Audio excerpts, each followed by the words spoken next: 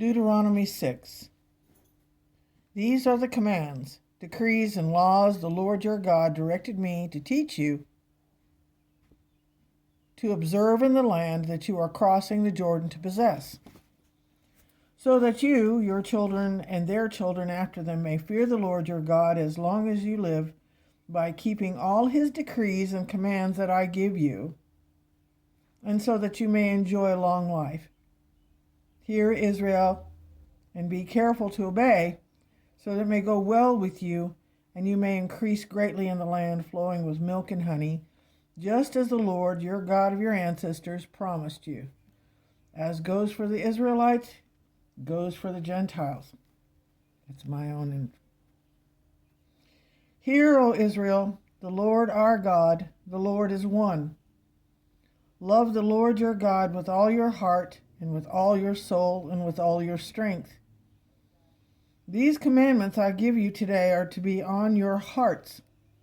Impress them on your children. Talk about them when you sit at home, and when you walk along the road, and when you lie down, and when you get up. Tie them as symbols on your hands and bind them to your foreheads. Write them on the doorframes of your houses and on your gates. When the Lord your God brings you into the land he swore to your fathers, to Abraham, Isaac, and Jacob, to give you, a land with large, flourishing cities you did not build, houses filled with all kinds of goods that you did not provide, wells you did not dig, and vineyards and olive groves you did not plant. Then when you are and eat and are satisfied, be careful that you do not forget the Lord who brought you out of Egypt, out of the land of slavery. Fear the Lord your God and serve him only, and take your oaths in his name. Do not follow other gods, the gods of the peoples around you. For the Lord your God who is among you is a jealous God, and his anger will burn against you, and he will destroy you from the face of the land. Do not put the Lord your God to the test as you did at Massah. Be sure to keep the commands of the Lord your God and the stipulations and decrees he has given you. Do what is right and good in the Lord's sight, so that it may go well with you, and you may will go in and take over the good land the Lord promised an oath unto your ancestors, thrusting out all your enemies before you, said the Lord, as the Lord said. In the future, when your son asks you, what is the meaning of the stipulations, decrees, and laws that the Lord your God has commanded you? Tell him, we were slaves of the Pharaoh of Egypt, but the Lord brought us out of Egypt with a mighty hand. Before our eyes the Lord sent signs and wonders, great and terrible, on Egypt and the Pharaoh and the whole household. But he brought us out from there to bring us in and give us the land he promised an oath to our ancestors. The Lord commanded us to obey all these decrees and to fear the Lord our God, so that we might always prosper and be kept alive, as in the case today. And if we're careful to obey all these laws before the Lord, as he has commanded us, that will be our righteousness.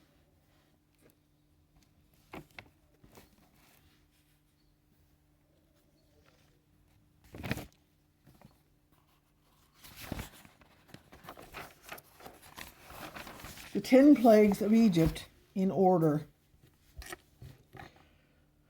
For 7 days, the plague of blood. Moses' brother Aaron strikes the Nile with his staff, turning the water to blood and killing fish. This also affected their wells and streams. Read that in the Bible. Also, as we know, a human being cannot live longer than 3 days, generally without water. He dies. He can go longer without food, of course.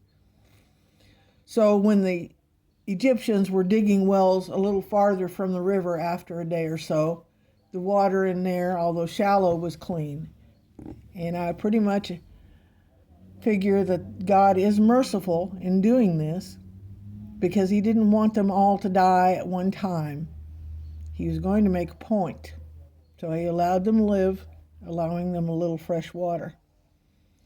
Next came the plague of frogs. Frogs cover the land, entering houses and bedrooms. The plague of lice and gnats, the plague of flies, the plague of livestock pestilence or disease, plague of boils, plague of hail, plague of locusts, the plague of darkness for 3 days, the plague of the firstborn.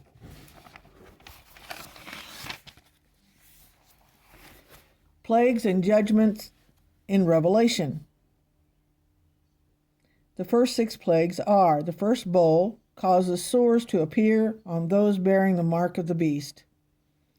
Second bowl poured out on the sea, causing the sea to turn to blood and every living creature in it to die. Our sin, this fallen world, causes all creatures to die. Sin kills all. That's my commentary. Third bowl poured out on the rivers and springs of water, causing them to turn to blood. Any of this sounding familiar? Fourth bowl poured out on the sun, making it dim. Fifth bowl poured out on the throne of the beast. Sixth bowl poured out on the river Euphrates, causing it to dry up completely. This semi-drying is due to greed for water. When it's the true drying up the Euphrates, it will all dry up. There's nothing anybody can do with their dams. First trumpet brings hail and fire mixed with blood. Second trumpet, the removal of the mountain into the sea. Third trumpet causes a star named wormwood to fall into the earth, making the water bitter and causing the death of many human beings. And by the way, this is an aside, wormwood was used in the original absinthe drink. And one of the reasons why it was made illegal in a lot of places is the wormwood would destroy the brain and make them mad and die in madness if they drank too much of it. Fourth trumpet, sun, moon, and stars are struck. That's a third of them gone. Fifth trumpet, the first woe. Locusts torment people for 5 months. Sixth trumpet, second woe. 2 million man army kills 1/3 of humanity. Seventh trumpet, third woe, announces the return of Jesus Christ and the last 7 plagues.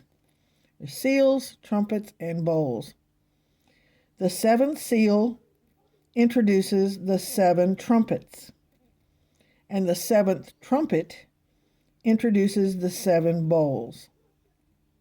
The 7 seals includes the appearance of the Antichrist, great warfare, famine, plague, martyrdom of believers in Christ, and a devastating earthquake causing terrible destruction and astrological upheaval.